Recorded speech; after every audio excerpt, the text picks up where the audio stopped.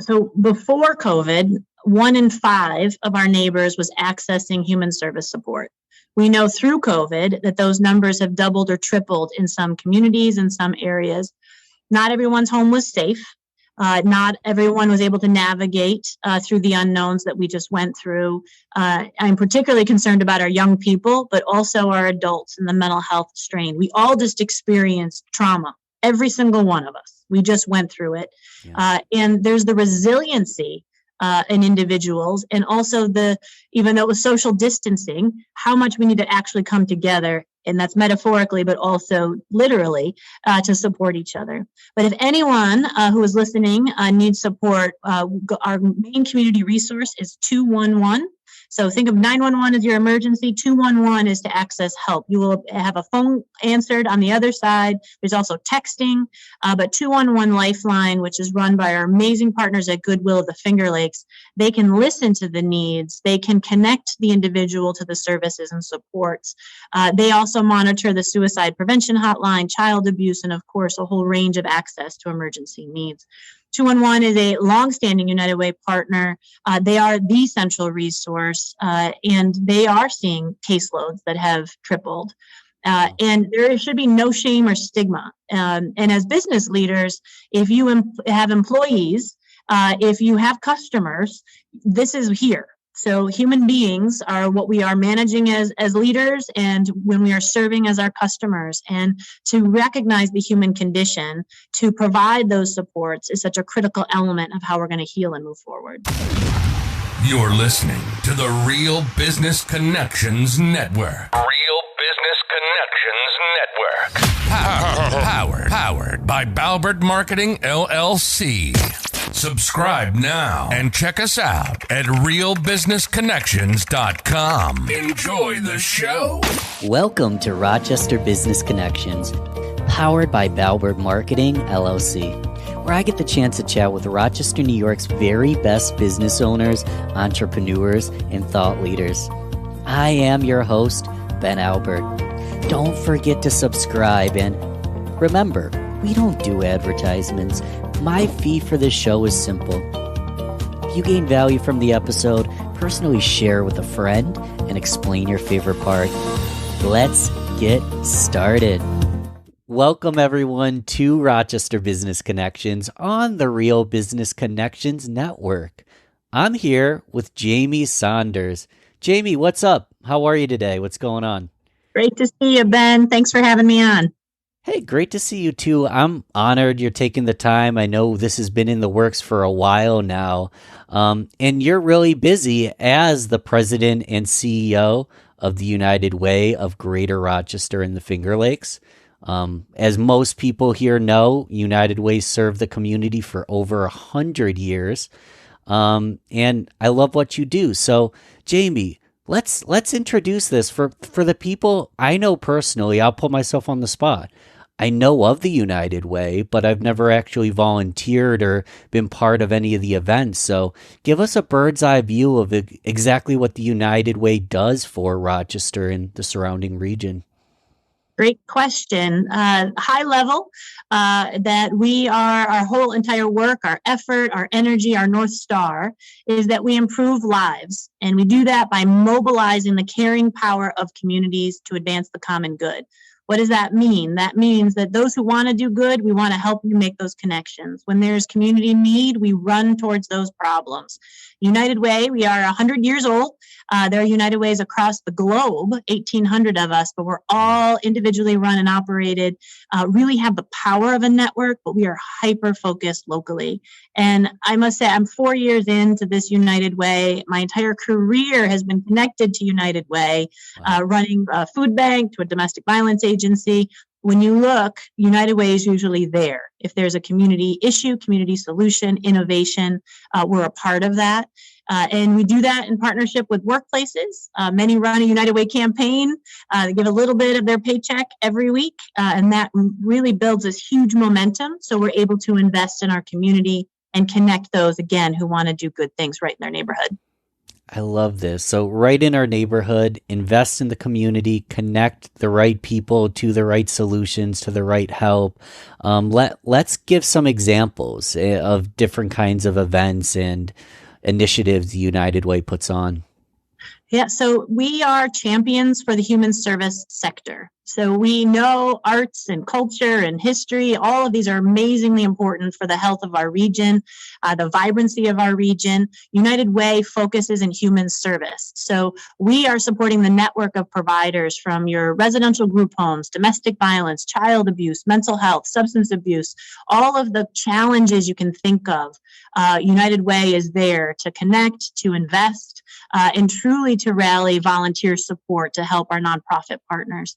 And that is hard to understand because it's at such a macro level. Sure. But when you think about it, a child doesn't wake up hungry on any given day for no reason. That mental health issues don't just appear out of nowhere. We don't end up at the doorstep of Willow Domestic Violence Center without a whole host of things that bring a family to that moment.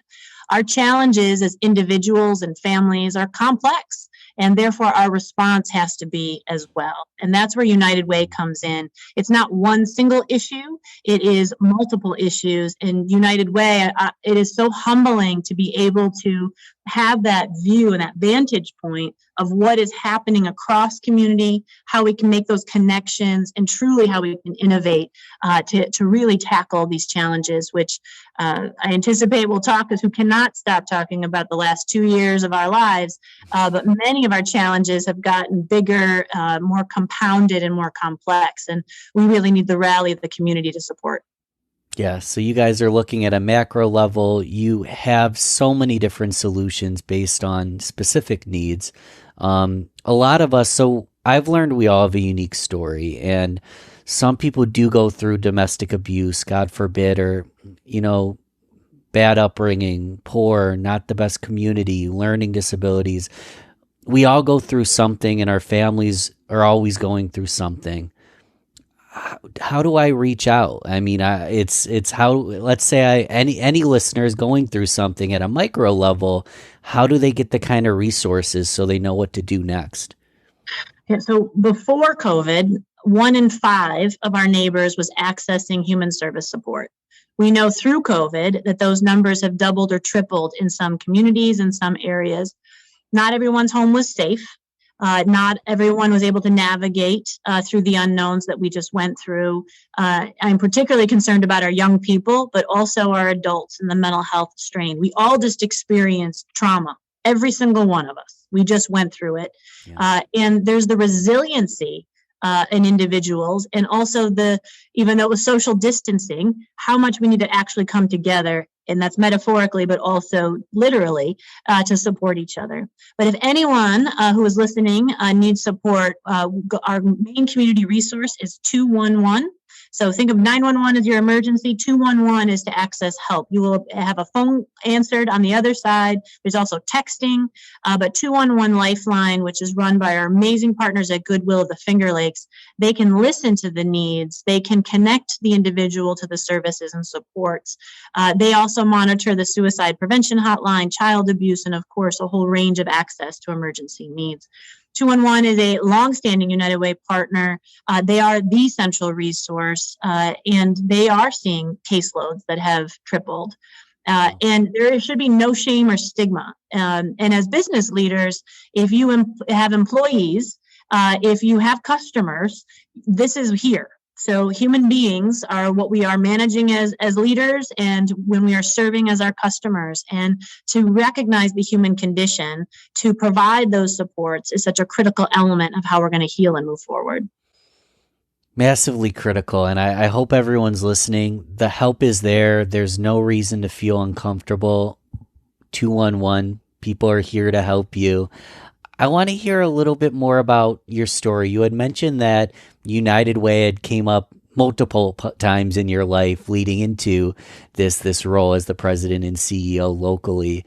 Walk us through a little bit maybe of your work or personal history and what led you into this role today, and maybe just kind of like philanthropy as a whole as to why you were so connected to advocacy and philanthropy and anything like that, Jamie. Great question. I don't know about you, but one of my COVID projects during lockdown was to clean and organize all those boxes that said organize someday. Well, that day was now, right? So going through some of those old boxes out of the basement, was coming through high school records and notes. And, I graduated from Brighton High School, and I give a lot of credit to the educators in our lives who give you a place to match your passion. So I started every student club you can think of around racial equity to women's rights to starting our first recycling program. And I try to think about why. And I do recall, social justice, or rather the firm belief that every human being should have the right and the opportunity to a life of their dreams, that core belief, and recognizing there are barriers in front of many. We do not start at the same starting line. No. So how do we address that?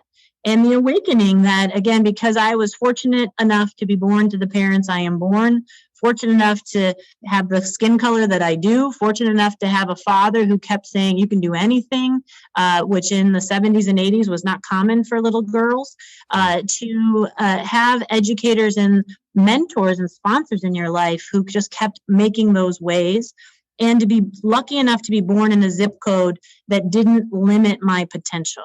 And that's what we see when you look at the data. Depending on where you are born, the zip code you are born in can actually impact your life expectancy. It impacts your education. It impacts your access to jobs. So as a young person, I found that unconscionable. I will tell you, it always goes back to social studies and English teachers, but I remember reading some storybooks about, atrocities in history. And then I came across an article when we used to have magazines all scattered about, and it was a Newsweek article about human trafficking. And I didn't understand what it meant. And then to realize that the United States is one of the largest purchaser of human beings. It was infuriating. And then to understand what that means, and then why, and then how can we do something about it? So that's young Jamie. And then my whole career, I love nonprofits, but I believe in the business sector, the nonprofit and public sector coming together. That's this powerful trifecta. And so my education, my career has been dedicated to leveraging the best of business, which is innovation, creativity, action-oriented, the best of public sector, which is paving our roads, making that candidly, the less sexy stuff, the stuff we need for the greater good, to make sure that is happening at scale. But it doesn't move that fast. That's intentional. And then the nonprofits who fill in the gaps and are doing this amazing Herculean work and just make the vibrancy for our community. Having those three together, that is what has inspired me. And that is why I feel so fortunate to be at the United Way, because we are in that circle with all of these constituents. So our United Way, any United Way, we are able to do what we do because 50,000 individuals raise their hand and contribute dollars every year. And then the thermometer goes up, and then it starts right back at zero, and we start over. 800 workplaces, 1,500 companies doing corporate gifts. It's just this amazing swelling of support from business and individuals and volunteers and our neighbors, and then our amazing not-for-profits. So all of that is what motivates me, and leading with and through and in partnership with others. What COVID had demonstrated is that anything is possible when we do that, when we really leverage the best of each of the sectors, and we can accomplish amazing things in a very short period of time. Great learning experience on all the things we can accomplish together. So we're rallying the troops. Well, what's the easiest way to get involved? I know personally, if there's too many hoops to jump through, I get overwhelmed and I end up doing something else. Is there any easy ways for someone to get more involved in the community through the United Way without having to jump through too many hoops or feeling difficult? A small donation or small, donation of time. What would you recommend? Great question, and one of my favorites. So there is always a place and always a need, no donation too small. United Way, our average donor is $2 a week.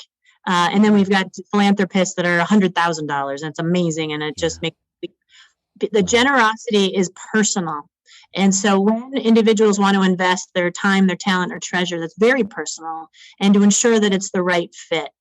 We at United Way, we have something called Volunteer United, and that is a website where nonprofits list their needs, and then individuals can search for opportunities for this weekend or a weekday, or I've got like an amazing tax accountant, but all she wants to do is teach yoga, right? When I volunteer, I don't want to make a single decision because I make decisions for my day job. So you can find where your passion is, where you can lean in and fit. And I so appreciate your comment about jumping through hoops. It should be easier. The challenge is it's when we show up to help, for example, to read to children. People always want to read to children, say at a shelter. The unintended consequences, there's a power dynamic there, or a child could become attached, but then the individual doesn't return. And so these are human beings. So we have to be very thoughtful about the commitment. The level of showing up matters. And if one can't make that commitment, there's always a need to sort food at Food Link. Oh my gosh, are they doing amazing work? There's other ways to support. But when we get to human service, you got to have your heart in it. And it really takes the time and dedication and humility. And I would also offer that if you reach out to one of our beloved nonprofits and you don't hear back, they're the ones that need you the most. Our nonprofits are deeply under-resourced. They are overstretched. They do not have the workforce at levels. And this is currently what many are experiencing is a workforce labor market that is something we've never seen before. When you hear about the healthcare worker shortage, you hear about the trauma of the frontline staff. Insert human service staff here. They're experiencing the same thing. In the throes of COVID, PPE, all that protective equipment and the masks and all the supplies went to healthcare as it should. The nonprofits were the ones who didn't close and they didn't have those resources. So it was United Way that rallied supplies. We partnered with government to be able to help. But I must say, nonprofits need help, and it may be unconventional. And just to give empathy and grace, they are doing amazing work on fumes. And we are all better when we have a strong and healthy nonprofit sector. We are better. And I almost want to take back jumping through hoops, because you've kind of brought to light that just because someone didn't return your single call doesn't mean they don't need your help. It's just that they're so understaffed and they could use so much help that they're doing the best they can. And maybe you can be the person answering those calls. That's right. I love that. Yeah. Go on. I was just going to say, it's really, when I think about how do we channel the positive intent, right? So I had an amazing neighbor. Her kids had grown. She had tons of equipment, from her babies to cribs and beds and all this stuff. And she's like, I called 4 nonprofits and they won't come pick it up. And I said, you know why? Because when I ran our domestic violence agency, I had to pull my cook, who had to cook for 49 women and children, but I had to pull my cook to drive out to the suburb to load up with the in-kind goods. So all was well intended, but they just don't have the ability or the capacity. So how do we educate and really lift up, because that's a beautiful thing, to recognize and to donate this amazing gift, which I knew families would want and benefit from, but they really don't have capacity. So just like running your business, everything comes at a cost, right? Yeah. So it's time of your staff. How do I redeploy? And so the ability to show up candidly with humility to say, I believe in your mission and I want to help. And how can I be the most help? Is like the manna, it's the most beautiful thing to a not-for-profit when you have someone who shows up, just put me to work. And also to donate without restriction. And this is like a wild time. And I've evolved to talk about philanthropy. All the buzz is in this last quarter. Mackenzie Scott, you may have heard, she's amazing on her own. She was a 25th employee at Amazon. So she's the ex-wife of Jeff Bezos. She is now upending philanthropy because she calls nonprofits and showers money on them. And I was one of those who took that call where we got $20 million we didn't apply for, and it fell from the sky. It was like the most amazing thing. That was trust-based philanthropy. And she just announced last quarter, she announced it just recently again, more money. I mean, we're talking $400 million to Boys and Girls Club, another $400 to Habitat. The amazing thing in the learning of somebody that significant, we can also do at the $2, $5, $10, $100 donor, that the more hoops we make the nonprofits jump through, the more reporting, the more technical, meeting with us, all of those pieces make it so they can't focus on the great program work that they're doing. So we absolutely have to be accountable, absolutely have to prove outcomes, absolutely have to right size an organization. If they are a proven nonprofit, they know where the dollars are needed. I share that example. I was running our domestic violence agency. I had 27 funders. I had to do different reports for every month. And I had to dedicate 2 staff to do that. And it was the same data, but it wasn't asked for in the same way. It was like just so much extra effort. Yeah. We had a beautiful donor who wanted to have us fund purple flip-flops. Purple is the color of domestic violence. Purple flip-flops for all the residents. So when they went into the showers, that they had this reminder that people cared about them. Beautiful. I needed to fund my hotline worker, right? So how can we trust and empower the nonprofits who know what's needed and to invest in them and to lift them into that trust base? So I appreciate what Mackenzie Scott has brought to bear, which is this trust-based philanthropy, trust the experts. We don't tell Apple how to run their business. We just love what they produce. Many of us, not everybody, but I do. Sure. So how do we really apply that to the nonprofits as well? So those are just some of the key learnings. I'm on my soapbox, Ben, because I'm so passionate about this sector. And if we want to have the nonprofits be as innovative and brilliant as they are, we got to invest in them, and then we got to get out of their way. I love it. And it is about trust. And it is about, for me, it's help because you can, and help as much as you can. I'll get on my soapbox. I wake up every morning, and I had to train myself to think this way, but I'm just so darn grateful that I woke up in the morning, that I have a new opportunity at life, that in my case, I'm waking up on a soft pillow in a warm, air-conditioned house, and I'm getting on this magical technology of Zoom to have brilliant conversations with people like Jamie. Like, it's such a blessing, and it's not past me that some people don't have that life or that blessing. And well, it's gratitude. That's a mental reframe. Yeah. I will tell you, I'm sure you find this with your company, and we find it at United Way and our workplace partners. This has been a tough slog on the pandemic, no question. Yeah. Now, what is this new world? How do we navigate it? How do we support our staff? How do we have team building and collaboration? How do we have capacity to attack these challenges and grow? Like, where's the positive? There's so much greatness happening in Rochester. I mean, we are growing jobs at a higher rate per capita. We have incredible energy downtown and the Rock the Riverway, new investments, beautiful. We also have some of the greatest racial disparities, segregation, highest childhood poverty in the nation. We have both and. So how are those both true? And then what do we do to address them? But I appreciate your gratitude statement, because I have been practicing in the last month in particular of what is going right. So I'm a fix-it person. So I always look at something and think, how can I make it better, right? So I'm going to get a 98 on the test, and what did I miss? So now it's what is going right? And then how do we replicate more of that? What is a bright spot that is going so well in our town that we can elevate and learn from it, regardless of the sector, regardless of the actual business? How do we learn? How do we lift that? How do we replicate it? So that's where I'm spending a lot of my time right now. And you asked about, leaders and the leaders in the community in this next phase.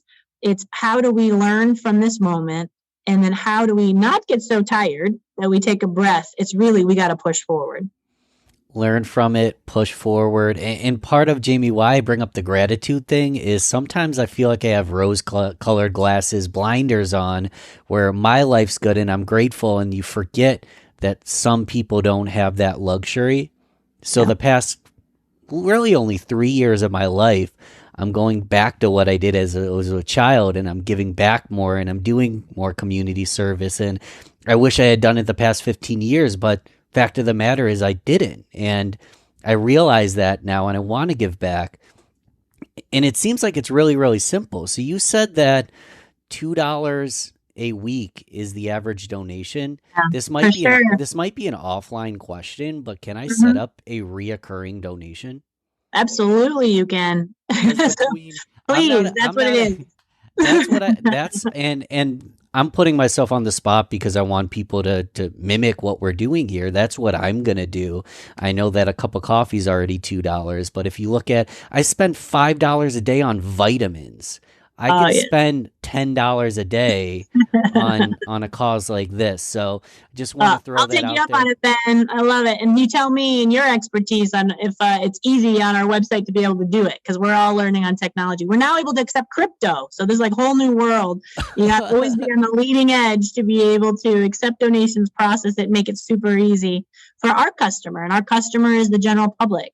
And how can we make it easy for the general public to give and to engage and to feel purpose? And I think people are craving purpose in a very meaningful way that we all went through this amazing, wild, scary experience. Mhm. We're seeking purpose and meaning, and you can absolutely do that with United Way, with our organization, support the nonprofits.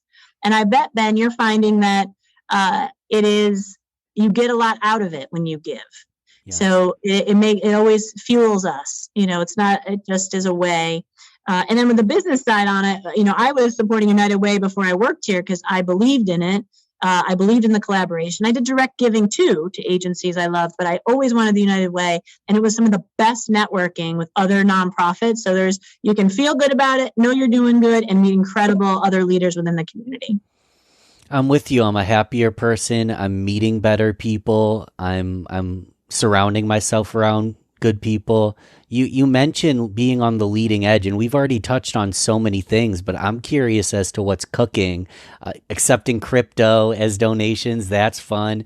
What are some other ways that, United Way is on that futuristic leading edge of the not-for-profit community? Yeah, so I'll talk about United Way business first, like inside our shop. We were based on workplace giving, founded by the Kodak company and George Eastman. I've got a copy of his letter outside my office that he typed. It was on a typewriter, and it was our first gift, which was $500,000 back in 1918, which is $7 million now. Wow. And he started it, and he thought that there's a better way. If we pool our resources, we can help our community better versus everybody coming one at a time. Flash forward 100 years, it's not mass fundraising. Individual donors want to be communicated with in their own time about things that matter to them in the way that matters to them. So our United Way has to evolve so that we know that Jamie Saunders cares about domestic violence, cares about after-school programming. I want, one email a quarter on what's happening, and I want to volunteer and I want to network. Mm-hmm. And oh, by the way, her favorite is Pinot Grigio. Like all that stuff needs to be then captured so that I'm communicated to in a way that is meaningful to me. So going from a mass fundraising organization to an individual fundraising organization, we are in the process of a data warehouse and business analytics and all of those good things that many in the for-profit sector have done well before us, but that's our future right now. Taking that to the nonprofit sector, we are looking at, as I shared, our issues are connected. Our challenges are compounded and connected. So when someone shows up for a bag of groceries to put food on the table, it's how do we meet that person where they are, and then to understand why they're showing up with the food line to begin with. So is it medical costs? Is it that their tire broke and they can no longer get to their job on time? Is it that the employer is no longer supporting because of whatever circumstance was happening in their lives that made them repeatedly late, right? Which is understandable on the employer part, but let's figure out, were they fleeing domestic violence? Were they juggling? If you haven't watched The Maid on Netflix, I highly encourage it. It is a hard thing to watch, but it's a great story of how a person who's trying to flee an abusive relationship can't keep the job and all the barriers in front of her for doing the thing that's right for her and her family. That is not an unusual story. No. So our job is to look at the systems that are holding people back and figure out ways to streamline it. So human-centered design, I know, has been, again, in the corporate space around product development, putting the family and individuals in the middle, and then how do we align the helping structures around the family and individual? How do we empower them with what is important and making it easy and accessible? So what does that mean in reality? That is technology. So I talk with my hands. It's going to be on your phone. There's some great things happening. And it's really to make it easy for the families. who need help for that moment. But behind the scene, the flow chain, the supply chain, the way that the service is delivered, that's what we have to get better at. And it's, again, not for lack of will, heart, talent, expertise, and caring in the nonprofits. We have just been funded and trained in silos. So you go to the domestic violence agency, that's separate from your food pantry, which is separate from your mental health professional, separate from your substance abuse. People don't segment that way. So let's figure out how we can make this easier and more effective for families. So more to come, but Yes. that's the goal. That's the evolution. The human service sector was started by wonderfully passionate individuals, and it was not a system. It was just organically created. And then the government funds many of the services on contract, still not coordinated as a sector. To be the strong region, the economic engine, to be a place where companies will come and stay, where our young people don't leave because they just love the greater Rochester community because it has this vibrancy. Again, we need a healthy sector, and we need to make sure that people get the help that they need right when they need it. When you running for politics, you should be mayor or something. Yeah, well, I just believe in this community. I'm born and raised here. Yeah. I'm also fairly competitive in the fact that we can't get some things moving, and that we can't solve it. And I think, everybody points to Buffalo, and I was just there recently, and there's some really great things happening in Buffalo. And why and how, and great things are on the precipice here in Rochester. And how do we make sure we don't lose that momentum, lose that will, and get rid of these silos that hold us back, and that hold us back in our own organizations, and it really holds us back as a community. So I keep reminding myself, particularly in the early days of COVID, United Way, we were staffing those crisis response calls twice a day, 7 days a week. We were really in the response mode of how do you feed all the older adults that are homebound? How do you get food to the 30,000 kids who are no longer at the city school district, or again, now they're home? Solving all these rapid problems and challenges. Nobody had ego. Nobody asked how they were going to get paid for it. We just knew it was the right thing to do in that moment. And it was so creative and it was innovative. We redeployed buses from the public bus system, was delivering food to older adults that was coordinated by 211 and Lifespan. It was the most beautiful thing when you could say, here's the challenge, like a project team. Here's the challenge. And everybody brought the assets and the skills they could to solve it. I cling to those early months of COVID because it demonstrated what we can do, what we can accomplish. And so how do we continue with that urgency? I believe in data. I believe in research, a policy wonk. There's a time for action, and this is the moment. This is the time.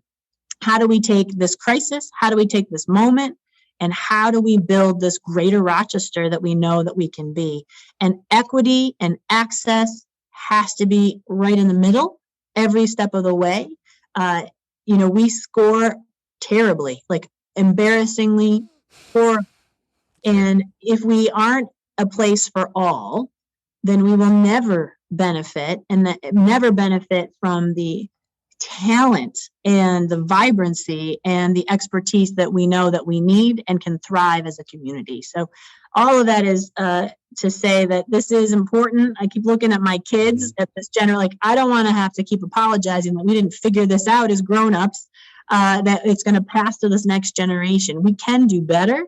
We just have to be able to do that and make sure that we have that alignment and that we continue forward. I love it, Jamie. There's nothing wrong with data. I love data, but it seems like sometimes, especially in a pandemic or in a scenario that we're undergoing where the city's not perfect, you almost have to put data aside and just start taking massive action, right? I get the feeling that you're a massive opportunist. We talked about how, first off, I have no doubt that the United Way is running incredibly, and the team members are just doing an incredible job and massive value. And you still were vulnerable enough to say, we have some issues here. We need to, adapt here. It seems like you're a massive opportunist. Do you see yourself that way? Have you always been that way? What are your thoughts on that statement? Yeah, I always see potential, and I always want to make things better than I found it, right? So that's just at the core. And I think the balance is recognizing that the workforce is tired because we all went through what we just went through. We're also looking for hope. And that is a really powerful thing. And people have dreams. Again, people have done a lot of reflection. There's a lot of this reshuffling, rethinking. People are moving to different places. They call it the Great Resignation, but I think it's a beautiful thing in the sense that people are finding their purpose, including courage. So, we at United Way, when I joined, I was amazed by the tenure. We've had staff here for 20 years, 30 years, 40 years. And we have had a wave of retirements right in the last quarter, and it's been hard. It's also part of an organizational life cycle. So we will continue to move forward and grow, and staying really firm in your mission and your purpose is how we will get there. And I'm excited. The United Way of today will be very different 10 years from now. Right. And that's what we're focused on. What the community needs from us is what we are. That's our purpose. And we have to be responsive to that. We will continue to lead in that way. But we can't do this work without the everyday donor, without companies that are running their workplace campaigns. And now we're in a remote work environment. And so there's a way that also giving back through United Way, companies and teams can connect and bond. And we do that right here at United Way as well. So you got to believe in it. You got to feel valued and heard. But I see so much potential, not just for United Way, but for our community. And that's what I cling to. But I'm also told, what is that? You stuff 50 pounds of flour to a 10-pound bag, right? So you need a team that helps you prioritize. Sure. Because I can see it all as important, and I can see all the potential and opportunity, like you said, Ben. So how do you prioritize and make sure you're right-sizing your resources, your staff capacity? When you're talking about lives, you're talking about generations, it's hard to say, we'll get to it. And that's the urgency that comes from me. How can we have a whole nother generation go by? How can we have another 3,000 babies born in this county go by without us figuring out some of these fundamental pieces that make things and make lives better? So there is that tug and pull. You can probably hear from me. I'm the only ENTJ Myers-Briggs out of my 105 staff members, right? Okay. And if you know Myers-Briggs, they're like, go, go, go. And I am always thinking of what's next. But you have to have an amazing team. And we're so fortunate here. Brilliant, talented team, very mission pulled. And we're in a reinvention. And it's a very, very exciting time to be at United Way, and very exciting time to think about what's next. I love it. And I said it before, we help because we can and we do what we can. So how, for me, I don't think I have the answers, but I know if I do something, it's far better than just sitting here idly and not doing anything at all. And you and I are having this conversation, right? But it's not about Ben and Jamie. It's not about us. It's about it's about all of us. It's about all the listeners, your team members, everyone we meet on a daily basis, and their opportunity to help as well. Like, we're the ones having the conversation, right? But we're the least important people. It's everyone that's important together, or else this conversation isn't even really possible or effective, I feel like, right? Yeah, absolutely. It is really not about it is we. And I so appreciate your sentiment. It's actually an Edmund Burke quote that I love, which is, nobody made a greater mistake than he or she who did nothing because they could only do a little. So that idea that you stay on the sidelines because you don't know the answers, someone does. And that's what gets back to the trust. Like, I honestly, if you're going to do like investment banking, that's not something I know. I have people who can help advise. There's people who do it as their day jobs. United Way, we wake up and think about these issues. We are out in the community. We are paying attention. We're data driven. This is what we do. And that's why, again, trusting in us. And still invest in your amazing organizations. Like, stay with those nonprofits. It's a both and it is about the collective we, and making sure that you are involved, you individually and collectively are able to support the vision that you believe we can be. Yes, I just had an improv coach in a business context on the show, and she taught about yes and that's what it is. It's a yes and. It's not a no but or a no because. It's a yes, I can still align with this and do more, even if it's just baby steps to do more. And I might not have the answers, yeah, but someone else, I just said yeah, but that's technically not correct. Yes, and someone else has the answers where we can come to a solution together. So I Yep. want to, You're doing my mom proud. So my mother is an improv. She has a yes, nonprofit in New York, and improv, and it's always about and. Yes, and that's the name of her company actually, is and Artistic New Direction. So you just did a solid there, Ben. That's great. I'm gonna need But a I whole think I need a new notepad. I'm taking so many notes today, Jamie. but you're so right. And that applies, I think, in management, leadership, and frankly, parenthood is yes and, Hmm. right? So, validate and then let's figure out how we can move forward. So, for all those right reasons, it's a yes and there's lots of opportunity. There's lots of ways to support our community. It is a yes and I really appreciate you sharing that. I've got a really tough random question then, though. Mm-hmm. So parenthood, you've got a screaming kid that's being loud and they want the candy, but they've already ate a ton of candy and you really don't want to buy it for them. How do you yes and that screaming kid? I feel like in Is this some a cases you have hypothetical, or do to. you have a real situation?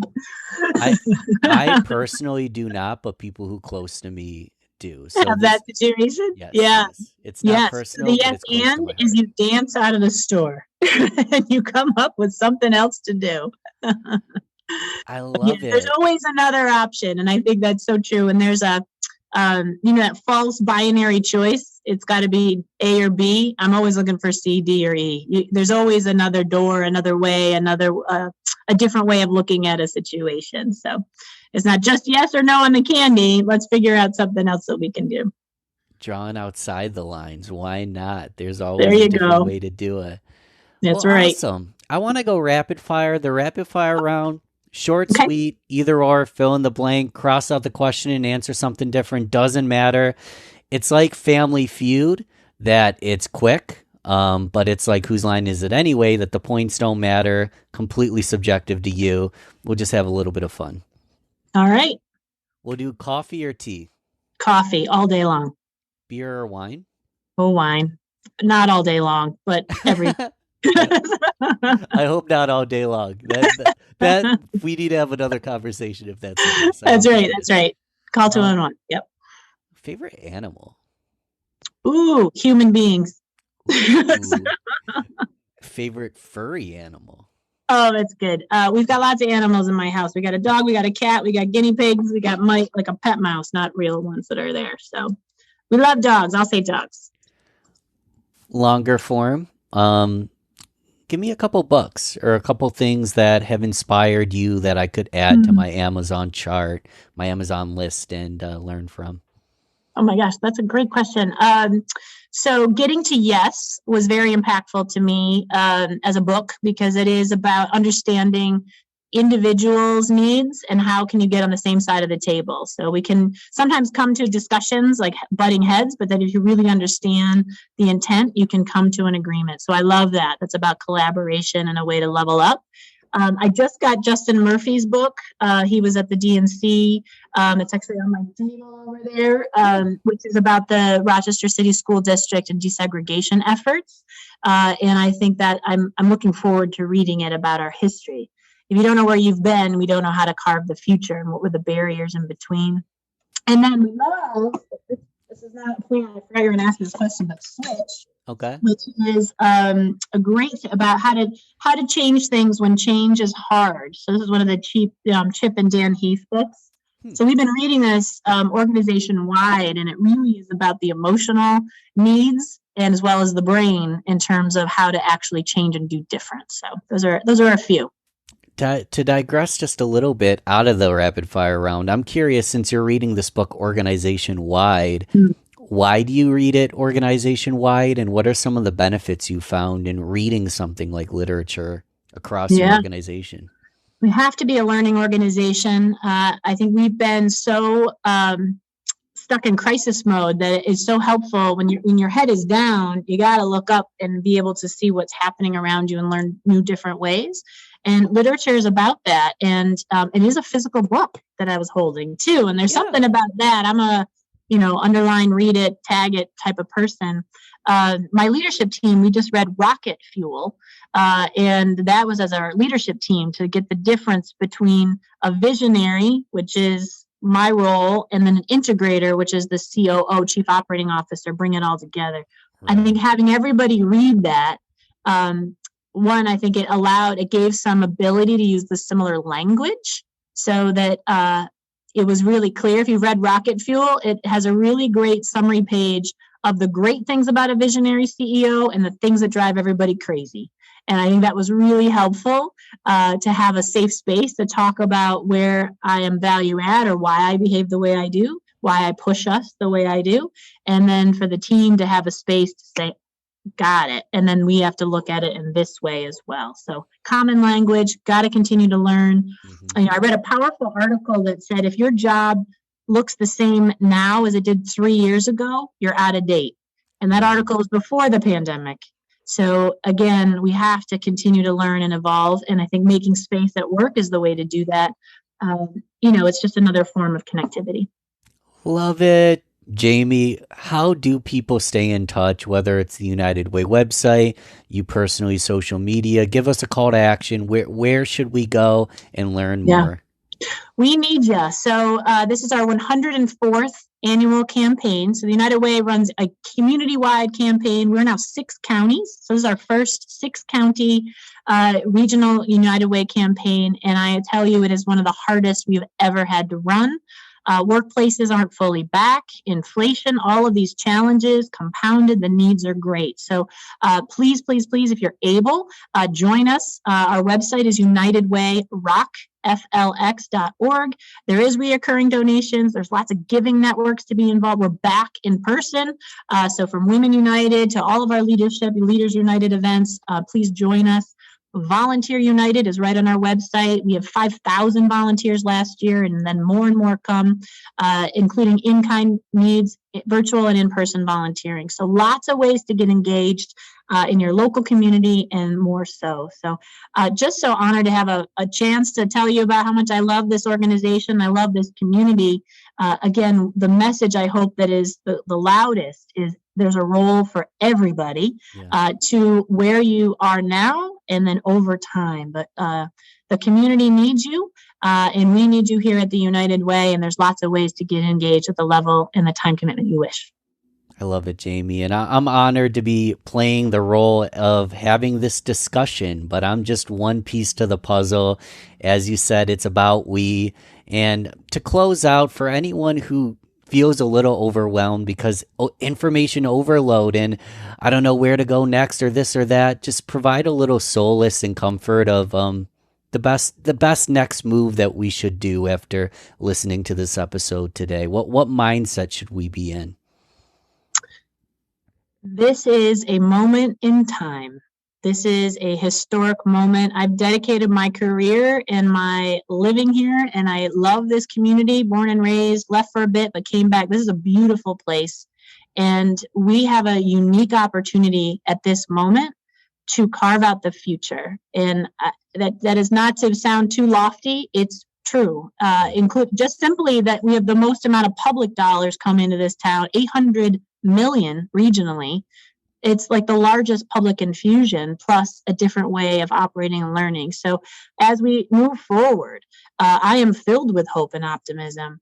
And yet we also need to make sure, and we need to make sure we take care of our own and we build an equitable future. So I'm on LinkedIn. I would love folks to do that. They can follow me. I try to post the great things happening in companies and great nonprofit work and unique opportunities. Lots of ways to get involved. And the core message is you're needed, you make a difference, and you matter. So game on.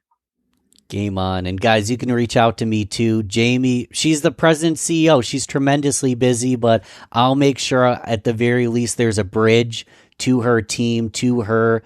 Reach out to me, reach out to Jamie and her team, and you won't go unnoticed. Jamie, thanks again for coming on the show. I appreciated every minute with you. I appreciate it, Ben. And I said, you're my son's name. So this is just like a great thing to say Ben repeatedly. So I love it, love it, love it. But I really appreciate you giving a platform to so many incredible businesses and leaders in this community. So really grateful for you as well. Thanks. We'll have you on again, Jamie. Thanks again. Ben. Thanks for listening to Rochester Business Connections. Don't forget to share this, rate, and comment on your favorite platform. You can also email me, ben@balbertmarketing.com. Let's connect soon. Until then, keep thriving, everyone.